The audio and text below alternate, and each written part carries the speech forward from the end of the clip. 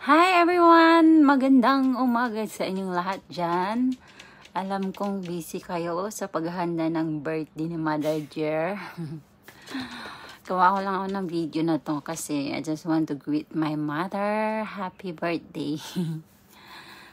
So, ito. Gagawa tayo ng video guys. Mag-greet lang naman ako sa Mother Dear ko ng happy 60th birthday sa'yo. So, Ma, happy birthday! I love you. I miss you so much. And stay strong and healthy always. And lagi kong dinadasal na habaan pa ni Lord yung buhay mo para magkasama pa tayong buong pamilya in happiness and in sadness. Char. Gusto ko na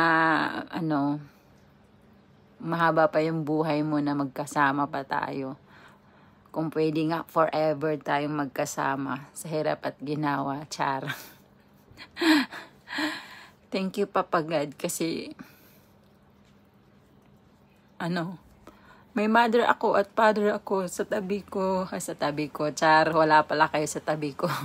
May mother and father ako na andyan para sa mga anak ko. In all times, alam ko, stress ka sa mga anak ko kasi mga matigas ang ulo. Char, matigas ang ulo. Kasi, hindi sila masipag pagdating sa mga gawaing bahay or whatever. And hoping very soon, magbago ang mga anak ko at mag-matured at maisip na nilang kumilos ng walang utos, ng walang ingay para maging masaya ka na at hindi ka na ma-stress. Char. Yun ang lagi kong pinapanalangin, Ma, na lagi kang healthy and happy and hindi ka na ma-stress sa mga anak ko. Pinapanalangin ko na yung mga anak ko maging matured na at maisip na nilang gumawa ng mga gawaing bahay nang walang utos mo, yung kanilang pag-iisip na or yung sa kanilang sense of humor na nila yun na gumawa ng mga gawaing bahay nang walang diba? Kasi ganoon kami dati. Char. Nung kami mga bata pa, hindi na kami nag-aantay na utusan mo, kanya-kanyang gawain na sa bahay. Mga anak ko, Jorel and Rowelen, please. Be matured enough and responsible enough na gumawa ng mga gawaing bahay nang walang utos. Automatic ninyo nang gawin yung mga paglalaba, paglilinis, pagluluto dyan sa bahay. Huwag na kayong mag-antay ng mag-utos pa si mother sa inyo at hindi na siya ma-stress sa inyo at ma-high blood. Char.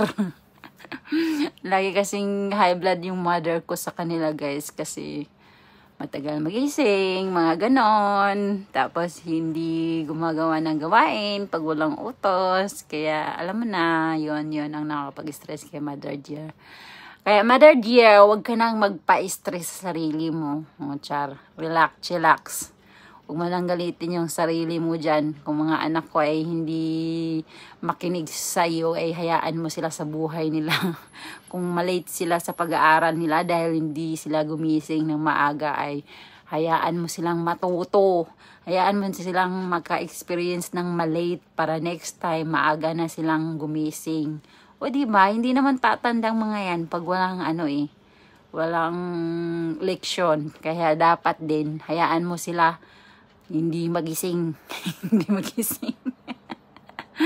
So, yun Ma. Happy birthday. And thank you kay Papa God. Kasi 60 years old na ang aking Mother Dear. I'm proud of you na nakaabot ka ng 60 years old and hoping for 100 years old.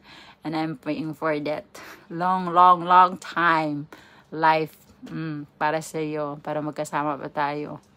Diba? I love you and take care always sa imong body. Alam ko lahat mga marami ka ng bawal na pagkain kaya dapat ka na talaga, magmamind ka na talaga kung ano yung mga kakainin mo. Love yourself and yun, pahalagahan mo yung health mo. And I love you and enjoy sa iyong born day. And I love you so much. Hindi na ako magdrama kasi hindi na uso ang drama, Ma. Bye-bye. I love you. Advance ko tong ginawa kasi bukas baka wala na akong time o sa next day kasi weekdays. So, yun.